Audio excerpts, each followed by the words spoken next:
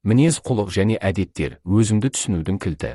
Адамның мінез-құлқы мен әдеттері оның ішкі дүниесінің айнасы. Олар адамды қалай ойлайтынын, сезінетінін және әрекет ететінін көрсетеді. Мінез-құлық пен әдеттер адамның жеке қасиеттерін қалыптастыратын негіздер болып табылады. Әрбір адам өз өмірінде әртүрлі мінез-құлықты көрсетеді, бірақ бұл мінез-құлық оның ішкі күйін, өмірге деген көзқарасын және әлеуметтік қарым-қатынастарда қандай рөл атқаратындығын ашады. Мінез-құлық пен әдеттердің түбінде адамның психологиясы мен өмір тәжірибесі жатыр, сондықтан оларды түсіну өзіңді танудың маңызды қадамы болып табылады. Мінез-құлық пен әдеттерді білу арқылы адам өз ішкі әлемін түсініп, өзін-өзі дамыту жолында маңызды қадамдар жасай алады. Әдеттер бұл біздің күнделікті өмірімізді қалыптастыратын әрекеттердің жиынтығы. Әдеттер адамды тиімді әрі тұрақты етуі мүмкін, бірақ олар біздің өмірімізді де шектей алады. Әдеттердің көпшілігі автоматты түрде орындалады, және олар біздің санамыздан тыс әрекет ететін кезде өзімізді танып білу үшін керемет құрал бола алады. Әдеттеріміздің көпшілігі өткен тәжірибеміздің нәтижесі және өмірге деген көзқарасымыздың көрінісі. Біз әрбір күн сайын белгілі бір әдеттерді қалыптастырамыз. Және осы әдеттер арқылы өміріміздің сапасы мен бағыты анықталады. Жақсы әдеттер адамның өмірін жеңілдетіп, жетістікке жетуге көмектеседі. Ал жаман әдеттер, керісінше, оны шектейді және қиындықтар туғызады.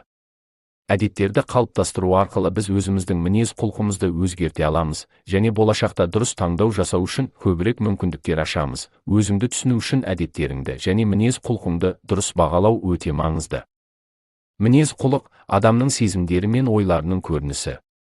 Ол адамның айналасындағы әлемге реакциясын, оның шешім қабылдауын, эмоцияларына қалай жауап беретіні және өз орнын қалай табатынын көрсетеді. Көп жағдайда біз мінез-құлқымызды саналы түрде бақыламаймыз, бірақ бұл біздің шынайы болмысымызды ашады. Мінез-құлықтың кейбір түрлері, мысалы, агрессия, қорқыныш, эмоциялық бас тарту немесе көп сөйлеу. Адамның ішкі қорқыныштары мен қажеттіліктеріне қатысты мәліметтер береді. Мінез-құлық арқылы адамның өзін қалай сезінетіні, өзін-өзі бағалауы және қоршаған ортаға деген көзқарасы туралы көбірек біле аламыз. Егер біз өзіміздің мінез-құлқымызды дұрыс бағаласақ, онда біз өзіміздің кім екенімізді, неліктен солай әрекет ететінімізді және неге осы мінез-құлықты көрсететінімізді терең түсінуге мүмкіндік аламыз. Адамның мінез-құлқындағы өзгерістер оның жеке тұлға ретінде дамуын көрсетеді. Өзгерістер тек сыртқы әлеммен байланысты емес, ол адамның ішкі дүниесінің де өзгергенін білдіреді. Егер адам өз өмірінде жағымсыз әдеттермен күресіп, позитивті өзгерістерге ұмтылса, бұл оның өзін-өзі тануына көмектеседі. Мысалы, адам өзін-өзі түсінгенде және өзінің ішкі кедергілерін жеңгенде, ол мінез-құлқында да өзгерістер енгізеді. Әдеттер мен мінез-құлықты өзгерту арқылы адам өзінің бұрынғы жағдайынан шығып, жаңа деңгейге көтеріледі. Әдеттердің адам өміріне әсері өте үлкен. Олар біздің күнделікті өмірімізде жасайтын әрекеттерімізді, таңдауымызды және қарым-қатынасымызды анықтайды. Мінез-құлықты және әдеттерді өзгерту арқылы біз өзімізді жақсырақ түсініп, өз өмірімізді сапалырақ және тиімдірек ете аламыз. Бұл процесс адамның өзін-өзі дамыту жолында маңызды кезең болып табылады. Егер адам өзінің мінез-құлқын өзгерте алса, ол өз әдеттерін де өзгерте алады.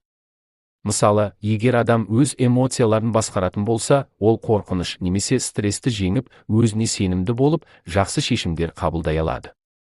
Бұл да адамға ішкі әлемін түсінуге және өз мүмкіндіктерін толықтай ашуға мүмкіндік береді. Өзін-өзі тану барысында адамның мінез-құлқын және әдеттерін талдау арқылы ол өзінің ішкі қажеттіліктерін, қорқыныштарын, қуаныштарын, ұмтылыстарын және құндылықтарын түсінуге жол ашады. Адам өз мінез-құлқын өзгерте отырып, өміріндегі үлкен өзгерістерге қол жеткізе алады. Әрбір жақсы әдет бұл жеке тұлғаның дамуына қосылған тағы бір қадам. Әдеттерімізді өзгерту арқылы біз өзімізді жақсырақ түсініп, болашаққа сенімді қадамдар жасай аламыз. Бұл процесс өзін-өзі танудың негізі, себебі әрбір әрекет, әдет немесе мінез-құлық біздің ішкі дүниемізді білдіреді. Мінез-құлықты және әдеттерді өзгерту арқылы адам өзін шынайы түрде түсініп, жаңа мүмкіндіктер ашып, тұлғалық өсу мен дамудың жаңа деңгейіне көтеріледі. Мінез-құлықтың өзгеруі адамды жаңа жолға бағыттап, оның өміріне үлкен өзгерістер әкеледі. Өзін-өзі тану бұл адамның өз күшіне сенуі, өзінің ішкі әлемін түсінуі және өміріндегі мақсаттарға жету үшін қажетті қадамдарды жасау процесі. Мінез-құлық пен әдеттерді түсіну және оларды өзгерту арқылы адам шынайы бақыт пен үйлесімділікке қол жеткізе алады.